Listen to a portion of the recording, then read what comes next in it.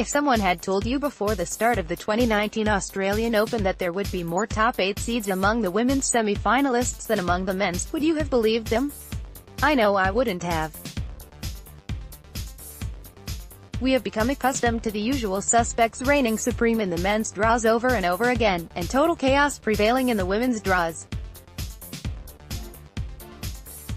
It was unreasonable to expect anything different at the first major of 2019. And yet, in a mark of how men's tennis is finally gaining some depth and women's tennis is becoming more consistent, there are 3 top 8 seeds who have reached the women's semifinals and only 2 who have done the same on the men's side. Of course, the fact that those 2 top 8 men's seeds are Novak Djokovic and Rafael Nadal suggests that we are not out of the big 3 shadow yet.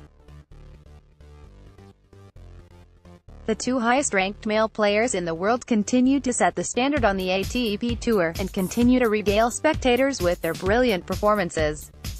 Can the 2 outsiders, who have found their way to the semifinals, challenge the men who have turned the big 3 into the big 2? Here's a look at what may be in store in the 2 men's semifinals. Rafael Nadal, 2, versus Stefanos Tsitsipas, 14. Stefanos Tsitsipas has come of age at the 2019 Australian Open. The men's draw had chugged along uneventfully for a fairly long time this tournament, with no major upsets or shocks in the first 6 days barring the ouster of Kevin Anderson. Then Stefanos Tsitsipas took on Roger Federer in the 4th round, and everything exploded. The Greek sensation shook the very foundations of Melbourne Park with his barn-burning 4-sets victory over Federer. All of a sudden, we could see changing of the guard memes wherever we looked, and Federer's supposedly impending retirement causing palpitations among fans in every corner of the world. Both of those reactions may have been premature, but there's no denying Tsitsipas has announced his arrival on the big stage. He backed up his breakthrough win with a composed performance against Spanish veteran Roberto Bautista Agut in the quarterfinal, and has started looking completely at home in the pressure cooker environment of high-stakes Grand Slam encounters. He will need to be more than just composed in the semifinal, though, as the man he is facing is known to drain the very life out of his opponents. 17-time Grand Slam champion Rafael Nadal has returned to the tour after an injury layoff, looking like he never left, winning 5 matches without dropping a set. If anything, he has looked even better than before. Not only is he winning matches with ease, he is also outserving all of his opponents. Nadal and his team worked on his serve during the off-season, and the Spaniard has been serving with a slightly modified action since the start of 2019. Whatever tweaks have been made seem to be working. Nadal is generating more flat power on his serve, and hasn't been broken since the first round. He has held serve for 54 straight games, a statistic you'd normally associate more with a John Isner or an Ivo Kolovic than in Nadal. But it's not just the serve that's working well. The forehand has been firing on all cylinders too, and the movement is back to its best. Nadal has worked over all of his opponents so far with the precision of a surgeon, and his shellacking of Tomas Berdych in the 4th round was particularly eye-popping. Does Tsitsipas have any weapons to counter Nadal's foot speed and weight of shot? His win over Federer showed he has enough variety in his game to keep even the greats of the game guessing. And like Nadal, even Tsitsipas has been crunching his serve and forehand consistently into the corners, winning a bunch of cheap points whenever he's been under pressure. Nadal will likely try to turn the contest into a baseline battle, pounding Tsitsipas' one-handed backhand with his cross-court forehand to open up the court for his down-the-line forehand. Tsitsipas on his part will look to remain steady on his backhand and introduce just enough change-ups in the rallies. His net approaches will likely play a big role in his fate.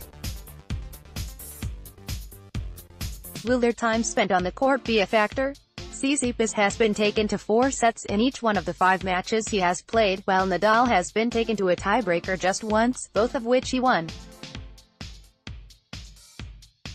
Nadal has undoubtedly spent less energy thus far, but he's also more than 10 years older than his opponent. Tsitsipas' young legs should, theoretically at least, be able to overcome this disparity. These two have met twice before, at Barcelona and Toronto last year, and Nadal emerged a straight sets victor each time. But while the first of their meetings, on the clay of Barcelona, was a one-sided affair, the second decidedly wasn't. Although Tsitsipas lost the first set in Toronto meekly, he turned the second into a fierce brawl and even earned a set point before finally bowing out. "I felt very close to beating him," Nadal, in Toronto, though the score was 6-2, 7-6, Tsitsipas said when asked about his chances against the world no. 2. "I remember coming back to the locker room and promising to myself I'm going to do much better against him next time. It felt like I understood a bit better what he was doing on the court after that match, and especially on hard court." Those are brave words from a 20-year-old getting ready to square off against an all-time great in his first ever Slam semifinal. But will his self-belief be enough to help him stand toe-to-toe with Nadal in the bruising exchanges during the match? Tsitsipas has a solid backhand that likely won't break down as easily as some other one-handers do, and he has shown this week that he has the heart of a champion. But to defeat Nadal in a Grand Slam semifinal you need to be at your absolute best for a minimum of 4 hours, and keep fighting even when you don't think you have the strength to stand anymore. "I don't think Tsitsipas is quite there yet." Predicted winner, Nadal, 1, Novak Djokovic vs. 28, Lucas Pouille. Novak Djokovic is eyeing a record 7th Australian Open title. Tsitsipas' march to the semi-final has been surprising, but it has also felt inevitable. A next-gen star had to come of age sooner or later. On the other hand, Pouille's presence in the semi-final seems to have come straight out of a parallel universe, a universe where anarchy rules. The Frenchman had seemingly got lost in the wilderness last year, tumbling down the rankings after making his top 10 debut in March. He struggled mightily to string together more than 2 wins at any tournament, and by the end of the year seemed destined to languish in this talented headcase category forever. Then he hired Amelie Mauresmo as his coach, and miraculously, he found a new lease of life. He has always had the tools. I have rarely seen a player with as much power and as few weaknesses as Pouille, but at this tournament he has shown he also has the mind. He has maintained his focus long enough to win 5 straight matches over quality opponents, which was something many of us thought he wasn't capable of. Pouille still has the occasional lapses in concentration, as shown in his match against Alexei Popyrin where he almost choked away a 2-sets-to-love lead. He also still tends to get careless in the middle of a match, as we saw in his match against Borna Coric where he allowed the Croat to sneak back into the 4th set through some ghastly errors. But he has put every one of those slip-ups out of his mind as quickly as they arrived, regaining his rhythm in time to put the finishing touches on his wins. Pouille seems to be getting better with each match too. Against Milos Raonic he played perhaps his best match of the tournament. He was sharp with his serve and miserly with his errors, and got enough returns back and play to turn the match into a groundstroke battle, where his superior movement and timing earned him the ascendancy.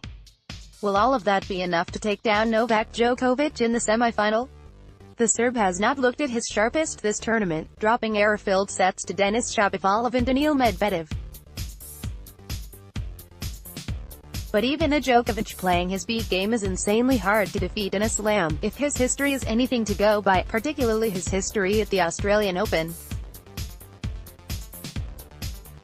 Djokovic has won a joint record 6 titles in Melbourne, but perhaps more significantly, he has never lost in a semi-final or final here.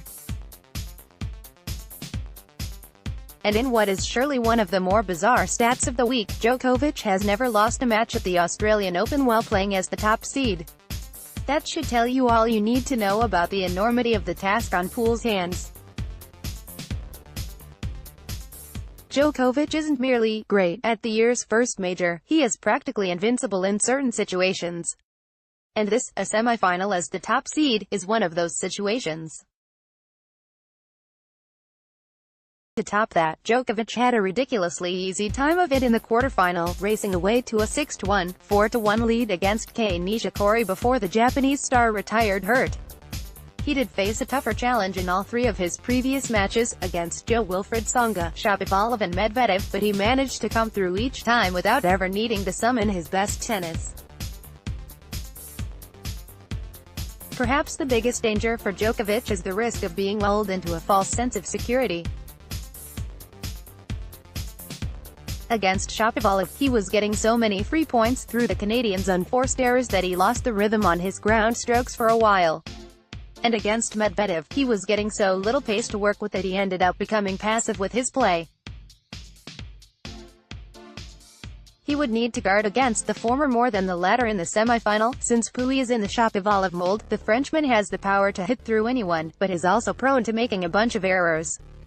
Djokovic would also need to ensure he doesn't spend too much time on the court, as the winner of this semi-final will have one fewer day of rest than the other finalist. The desperation to finish things quickly could possibly make him rush his shots. But all of these things are worst-case scenarios for the world number one. And he might just have counters to the worst-case scenarios anyway. Even if he makes too many errors or becomes too passive, he is durable enough and flexible enough to keep asking difficult questions of Pouille. The two have never played against each other on the Pro Tour, which adds an extra layer of intrigue to the clash. But if Djokovic brings anything close to his best, he will likely hold all the aces in the deck. Predicted winner: Djokovic. First post is now on WhatsApp. For the latest analysis, commentary and news updates, sign up for our WhatsApp services. Just go to firstpost.com/WhatsApp and hit the subscribe button. Updated date, January 23, 2019, 22 hours 5 minutes and 32 seconds IST.